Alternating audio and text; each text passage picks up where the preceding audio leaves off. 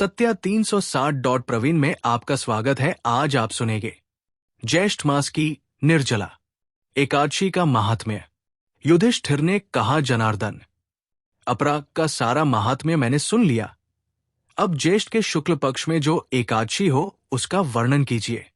भगवान श्री कृष्ण बोले, राजन, इसका वर्णन परम धर्मात्मा सत्यवती नंदन व्यास जी करेंगे, क्योंकि ये संपूर्ण शास्त्रों के तत्वज्ञ और वेद वेदांगों के पारंगत विद्वान हैं। तब वेदव्यास जी कहने लगे, दोनों ही पक्षों की एकादशियों को भोजन न करें। द्वादशी को स्नान आदि से पवित्र हो, फूलों से भगवान केशव की पूजा करके नित्य कर्म समाप्त होने के पश्चात पहले ब्राह्मणों को भोजन देकर अंत में स्वयं भोजन करे। राजन, जन्ना शौच और मरना शौच में भी एकादशी को भोजन नहीं करना चाहिए। ये सुनकर भीमसेन बोले, परम बुद्धिमान पितामह, मेरी उत्तम बात सुनिए। राजा युधिष्ठिर, माता कुंती, द्रौपदी, अर्जुन, नकुल और सहदेव ये एकादशी को कभी भोजन नहीं करते तथा मुझसे भी हमेशा यही कहते हैं कि भीमसेन, तुम भी एकादशी को न खाया करो। किंतु मैं इन लोगों से यही कह दिया करता हूं कि मुझसे भूख नहीं सही जाएगी।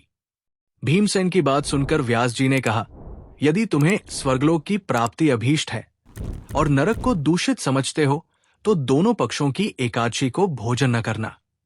भीमसेन बोले, महाबुद्धिमान पितामह, मैं आपके सामने सच्ची बात कहता हूं। एक बार भोजन करके भी मुझसे व्रत नहीं किया जा सकता, फिर उपवास करके तो मैं रह ही कैसे सकता हूं। मेरे उदर में वृक नामक अग्नि सदा प्रज्वलित रहती है। अतः जब मैं बहुत अधिक खाता हूं तभी ये शांत होती है। इसलिए महामुने, मैं वर्ष भर में केवल एक ही उपवास कर सकता हूं, जिससे स्वर्ग की प्राप्ति सुलभ हो तथा जिसके करने से मैं कल्याण का भागी हो सकूं। ऐसा कोई एक व्रत निश्चय करके बताइए, मैं उसका यथोचित रूप से पालन करूंगा। व्यास जी ने कहा, भीम, ज्येष्ठ मास में सूर्य वृष राशि पर हो या मिथुन राशि पर शुक्ल पक्ष में जो एकादशी हो उसका यत्नपूर्वक निर्जल व्रत करो। केवल कुल्ला या आचमन करने के लिए मुख में जल डाल सकते हो, उसको छोड़कर और किसी प्रकार का जल विद्वान पुरुष मुख में न डाले, अन्यथा व्रत भंग हो जाता है। एकादशी को सूर्योदय से लेकर दूसरे दिन के सूर्योदय तक मनुष्य जल का त्याग करे तो ये व्रत पूर्ण होता है। तदंतर द्वादशी को निर्मल प्रभात काल में स्नान करके ब्राह्मणों को विधि पूर्वक जल और सुवर्ण का दान करे। इस प्रकार सब कार्य पूरा करके जितेंद्रिय पुरुष ब्राह्मणों के साथ भोजन करे। वर्ष भर में जितनी एकादशियां होती है उन सबका फल निर्जला एकादशी के सेवन से मनुष्य प्राप्त कर लेता है, इसमें तनिक भी संदेह नहीं है। शंख, चक्र और गदा धारण करने वाले भगवान केशव ने मुझसे कहा था कि यदि मानव सबको छोड़कर एकमात्र मेरी शरण में आ जाए और एकादशी को निराहार रहे तो वो सब पापों से छूट जाता है। एकादशी व्रत करने वाले पुरुष के पास विशालकाय, विकराल आकृति और काले रंग वाले दंडपाशधारी भयंकर यमदूत नहीं जाते। अंतकाल में पीतांबरधारी, सौम्य स्वभाव वाले, हाथ में सुदर्शन धारण करने वाले और मन के समान वेगशाली विष्णुदूत आकर इस वैष्णव पुरुष को भगवान विष्णु के धाम में ले जाते हैं। आत निर्जला एकादशी को पूर्ण यत्न करके उपवास करना चाहिए। तुम भी सब पापों की शांति के लिए यत्न के साथ उपवास और श्रीहरि का पूजन करो। स्त्री हो या पुरुष, यदि उसने मेरु पर्वत के बराबर भी महान पाप किया हो तो वो सब एकादशी के प्रभाव से भस्म हो जाता है। जो मनुष्य उस दिन जल के नियम का पालन करता है वो पुण्य का भागी होता है। उसे एक एक पहर में कोटि कोटि स्वर्ण मुद्रा दान करने का फल प्राप्त होता सुना गया है। मनुष्य निर्जला एकादशी के दिन स्नान, दान, जप, होम आदि जो कुछ भी करता है वो सब अक्षय होता है। ये भगवान श्री कृष्ण का कथन है। निर्जला एकादशी को विधि पूर्वक उत्तम रीति से उपवास करके मानव वैष्णव पद को प्राप्त कर लेता है। जो मनुष्य एकादशी के दिन अन्न खाता है वो पाप भोजन करता है। इस लोक में वह चांडाल के समान है और मरने पर दुर्गति को प्राप्त होता है। जो ज्येष्ठ के शुक्ल पक्ष में एकादशी को उपवास करके दान देंगे वे परम पद को प्राप्त होंगे।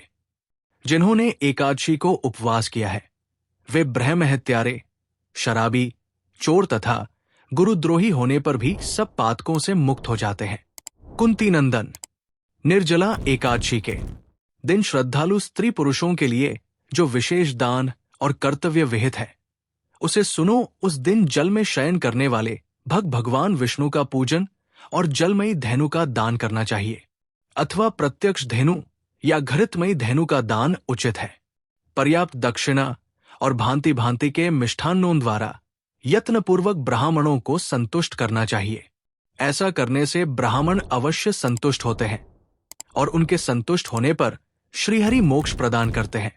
जिन्होंने शम, दम और दान में प्रवृत्त हो श्रीहरि की पूजा और रात्रि में जागरण करते हुए इस निर्जला एकादशी का व्रत किया है, उन्होंने अपने साथ ही बीती हुई 100 पीढ़ियों को और आने वाली 100 पीढ़ियों को भगवान वासुदेव के परम धाम में पहुंचा दिया है।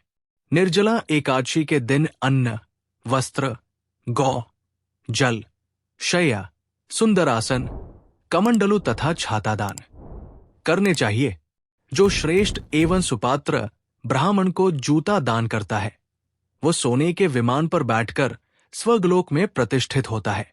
जो इस एकादशी की महिमा को भक्तिपूर्वक सुनता तथा जो भक्तिपूर्वक उसका वर्णन करता है वे दोनों स्वर्गलोक में जाते हैं।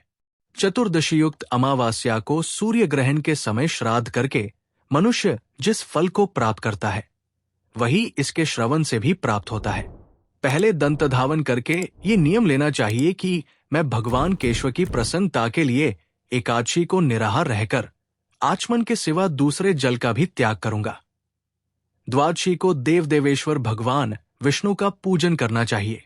गंध, धूप, पुष्प और सुंदर वस्त्र से विधि पूर्वक पूजन करके जल का घड़ा संकल्प करते हुए निम्नांकित मंत्र का उच्चारण करें। देव देव ऋषिकेश संसारारण अवतारक उत्कुंभ प्रदानेन नय मां परमागतिम 53। 60। संसार सागर से तारने वाले देवदेव ऋषिकेश, इस जल के घड़े का दान करने से आप मुझे परम गति की प्राप्ति कराइए। भीमसेन, ज्येष्ठ मास में शुक्ल पक्ष की जो शुभ एकादशी होती है उसका निर्जल व्रत करना चाहिए तथा उस दिन श्रेष्ठ ब्राह्मणों को शक्कर के साथ जल के घड़े दान करने चाहिए। ऐसा करने से मनुष्य भगवान विष्णु के समीप पहुंचकर आनंद का अनुभव करता है। तत्पश्चात द्वादशी को ब्राह्मण भोजन कराने के बाद स्वयं भोजन करे। जो इस प्रकार पूर्ण रूप से पापनाशिनी एकादशी का व्रत करता है वो सब पापों से मुक्त हो अनामय पद को प्राप्त होता है। ये सुनकर भीमसेन ने भी इस शुभ एकादशी का व्रत आरंभ कर दिया।